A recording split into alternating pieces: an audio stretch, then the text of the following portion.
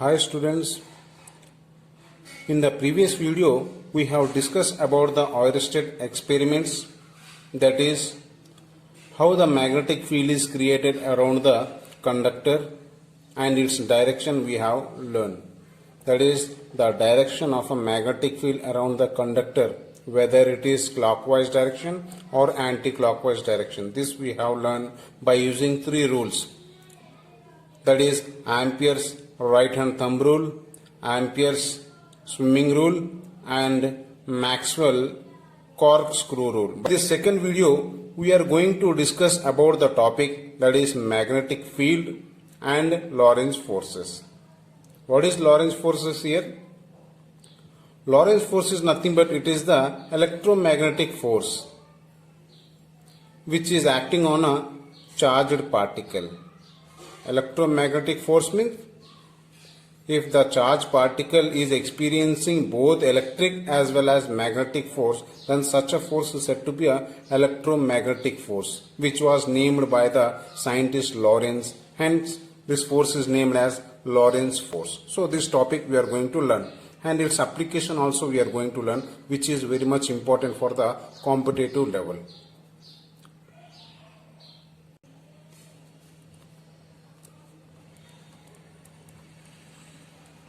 Magnetic field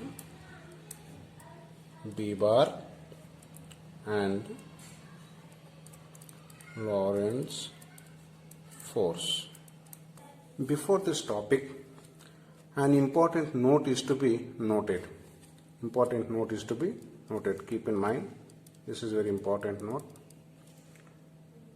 That is, if the charge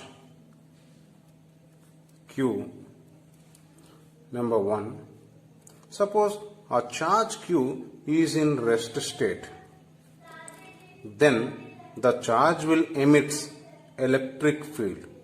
Charge will emit electric field, but it does not emit magnetic field.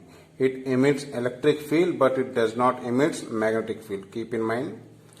And the second point is to be noted, that is, if the charge is in motion state, if it is in motion state, that is how that motion means.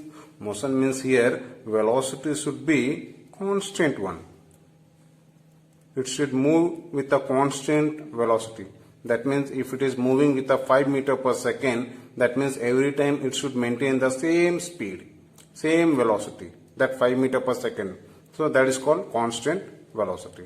When velocity is constant, that means acceleration should be 0. Why? Because acceleration is nothing but increasing speed. But here I am telling that velocity is constant. So definitely acceleration should be 0. If during this case the charge emits electric field, comma, magnetic field. It emits both electric field as well as magnetic field. The third point is to be noted, that is, if the charge is in accelerating state,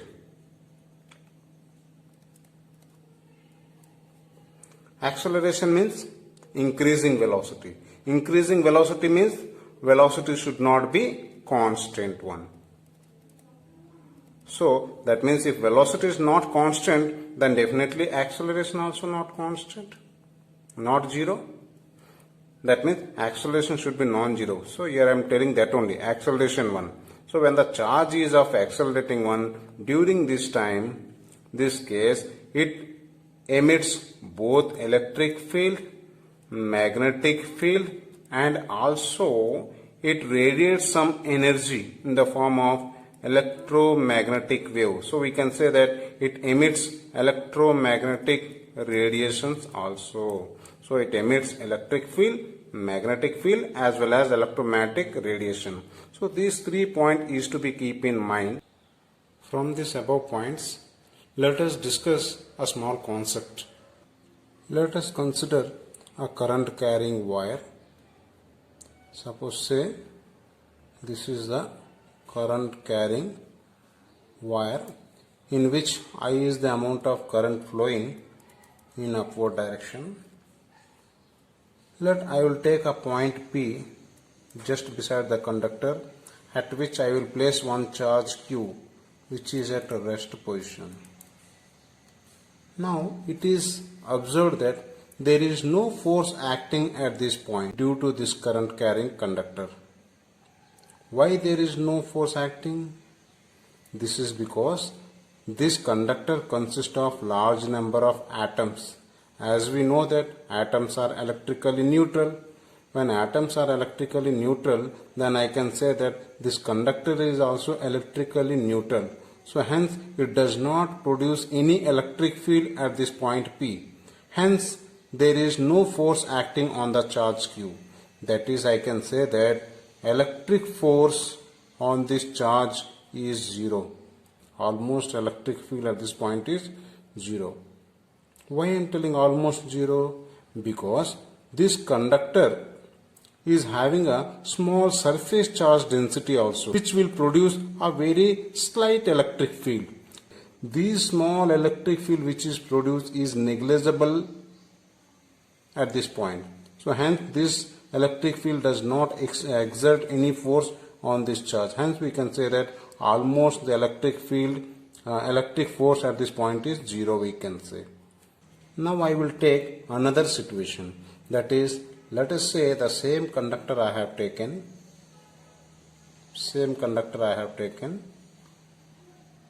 Now suppose from the point P, if I project the charge Q in the same direction as that of the current is moving.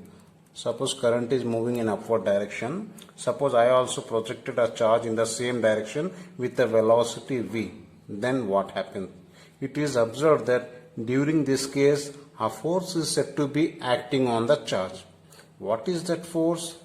That force is called magnetic force. As we know that the current carrying conductor will produce a magnetic field around it according to Oersted. So Oersted already said that a magnetic field is developed around this. So this magnetic field will be interacting with this. Keep in mind that one thing is to be keep in mind that a moving charge will experiences a magnetic force, whereas here also it is also producing the magnetic field, but the charge does not exert any force at this point. That is, magnetic force also at this point is zero. Magnetic force also zero at this point. Why? Because velocity is zero at this point. So if the charge is moving with velocity v, then only a magnetic force is said to be acting. So here the charge is moving with a velocity v, then I can say that a magnetic force is said to be acting, which is non-zero. But whereas electric field, electric force, if you talk, it is zero, same as previously. But the magnetic force at this point due to this conductor is non-zero. Now, so in which direction the charge will be moving? So according to the Fleming's left hand rule, we can say that the charge is moving towards the current carrying conductor. Let us see how this is. See here, this is called Fleming's left hand rule. We will discuss this later, but let us see once. If the charge is moving with a velocity, suppose the charge is moving with a velocity v in this direction. If this is a magnetic field, then the force experienced by that charge particle is given by this. Here we will see. Here this magnetic field is like a circle. So here the magnetic field will be inward direction. So magnetic field is inward. As I told you just now that if this is magnetic field, this is velocity. So magnetic field is inward. So inward is magnetic field. And here velocity is in upward direction. So I can show you that this is a velocity is in upward direction. This is magnetic field. Then this thumb represents the force acting on the charge. Hence the charge will be moving towards the conductor. That is, the charge will move in this direction. So this is the direction of the charge, and here the magnitude of magnetic field, what is the value, means it is, there is a formula is there that we will discuss in next topic, coming topic. The formula is given by QVB. What is Q here? Q means the charge particle which is moving. What is V? The velocity with which it is moving. what is B? B is nothing but this current producing a magnetic field around it. So at this point, the magnetic field we can say B bar. So in inward direction magnetic field B is there. So that magnetic field strength is this one. So Fm is equal to QVB is called magnetic force which is acting on this charged particle. Now magnetic field. Now we will discuss about magnetic field B bar.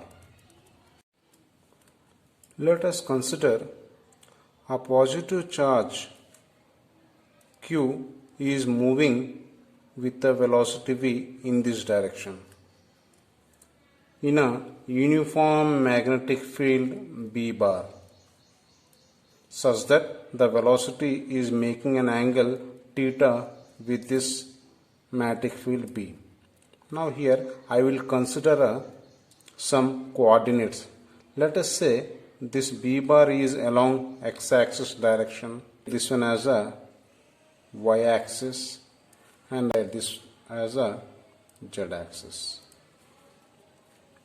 So from the origin, let us say a positive charge is moving with the velocity v such that it is making an angle theta with the uniform magnetic field B bar. As we know that a moving charge will produce a magnetic field around it. This magnetic field will be interacting with the uniform magnetic field B, because of which a force is said to be acting on the charge Q, which is along the y-axis direction. In this direction that force is said to be acting on the charge Q. As I told you previously, according to the Fleming's left hand rule, we can say that Fleming's left hand rule. You also see, if this is, as I told you, if this is magnetic field, if this is velocity, these are making an angle theta. See, compare here, compare here, compare here. If suppose this is magnetic field B, if this is velocity v, then making an angle theta, then perpendicular to this plane a force is said to be acting, and this force is given by like this. So this is perpendicular to this. So here force F is said to be acting. So this force is called magnetic force. This force is also called as a Lorentz force. The magnitude of this force is directly proportional to the magnitude of charge. That means larger the charge value, more the force acting, and also is directly proportional to magnetic field B. That means if the uniform field which we have applied, if this B is more, then also the force acting on the charge will be more. So directly proportional to this. And one more, and also is directly proportional to component of this velocity, that is perpendicular component. That is, if this is v, this v can be split up into two components. One is in this direction and one is in this direction. As we know that the velocity with which it is making an angle theta, this side it will be v cos theta. We have learned this one in first year in our vector chapter. So this is v cos theta, and this side it will be v sin theta. Here you can see that v sin theta will be perpendicular to that of the B bar. So that we have to take, that is v sin theta.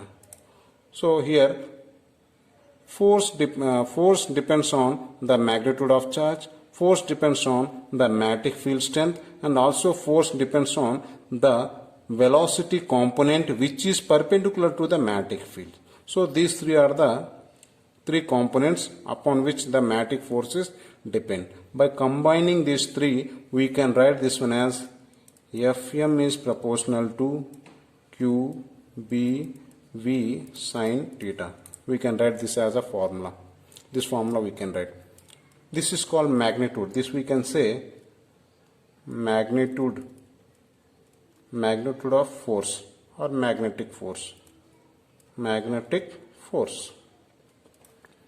We can write this one in vector form. We can write this in vector form. Vector form, how we can write? We can write this one Q into V cross B. V bar cross V bar also we can write. So this is in vector form. This is vector form.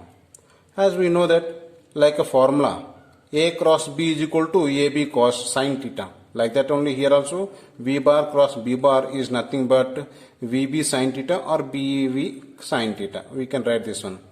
This is nothing but from vector product formula. As we have seen, a magnetic force Fm bar is directly proportional to Q into V cross B bar. So this is vector form. To remove this proportionality constant, we can equate some constant. That is, we can write Fm is equals to K into Q V bar cross B bar. Here K is said to be 1. Experimentally K is equals to 1. Then we can write this equation F bar is equals to Fm bar is equals to Q into V bar cross B bar. This is the formula, vector form we can write. And also in magnitude, this is vector form. Vector form we can write. And also in the form of magnitude, we can write Fm bar is equals to Q V B sin theta. This is the magnitude of magnetic force acting on the charged particle. As the magnitude of force is Fm is equals to QVB sin theta. Just now we have written. So from this formula we can define the magnetic field B. We can write B is equals to, we can write Fm by QV sin theta. So we are getting, this is the formula for the B. To define this B, we have to make charge as a unit value, V as the unit value, and this entire sin theta has the unit value. So to define B bar. To define B bar, what we have to do? We have to take Q as the 1 unit value, velocity V as the 1 unit value, and the sin theta also as 1 unit. When it will be 1 unit or 1 value, when it is 1, if theta is equals to 90 degree, that is sin 90 is 1. So if we take all as 1 1 1, then what is left here from the formula? B is equals to Fm. The magnetic field induction at a point in the field is equal to the force experienced by a unit charge moving with a velocity unit value, and it is perpendicular to the field direction. Then whatever the force acting on the charge, that force itself is called magnetic field induction. Let us see the unit of magnetic field induction B. Unit of B bar.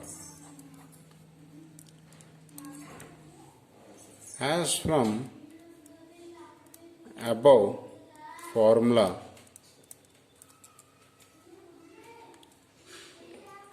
Fm is equals to QVB sin theta. From this we have written B is equals to Fm by QV sin theta.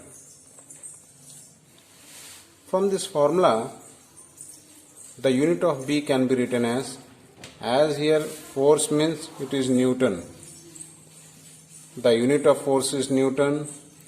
The unit of charge is Coulomb. The unit of velocity is meter per second, where this sin theta won't have any units. Therefore, the unit of this can also be written as unit I am writing here. For this unit is Newton per Coulomb. This is velocity means into meter per second. This we can write. This can further we can write Newton divided by this Coulomb is there. This second I will place here, means I can write here Coulomb per second we can write into meter. Why I have written like this? This is nothing but coulomb per second. Coulomb per second means charge per second is called current. So current unit is nothing but ampere. So this entire thing I can write it as a ampere. Therefore this can be written as Newton per ampere meter.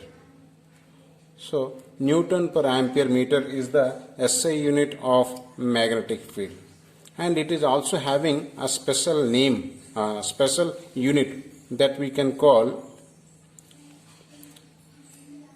Weber per meter square, or this also call it as a Tesla. So this is the unit of magnetic field induction B. So magnetic field induction B has a unit. What is the name? One is called Tesla, we can say. Also we can say Weber per meter square, and also we can say Newton per ampere meter. So these are the SI unit of magnetic field induction. Now let us see about the CGS unit. Gauss is the CGS unit of magnetic field induction. That is in CGS unit,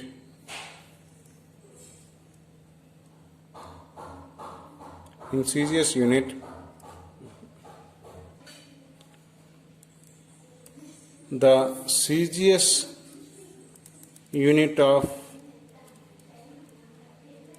magnetic field induction B bar is Gauss, G-A-U-S-S. Then therefore the relation between the SI unit and CGS unit of magnetic field induction is given by 1 Weber per meter square, which is nothing but SI unit of magnetic field induction, which is equals to 10 power of 4 Gauss, we can say. This 1 Weber per meter square also we can call it as a 1 Tesla also. Then I can say here 1 Tesla is equals to 10 power of 4 Gauss. So this is the relation between the SI and CGS unit of magnetic field induction B bar. So this is the relation. This is Fleming's left hand rule. If we arrange the 3 fingers such that this is first finger, this is middle finger, and this is the thumb. If we arrange these 3 fingers mutually perpendicular to each other such that like this, if you arrange this, then this first finger represents the magnetic field direction, and this middle finger represents the velocity of charge. That means the charge is moving in this direction or the current is moving in this direction. Then the force experienced by this charge or the conductor, its direction is given by the direction of the thumb, as we have seen here. In the next third video, we are going to discuss the Lorentz force and its important points.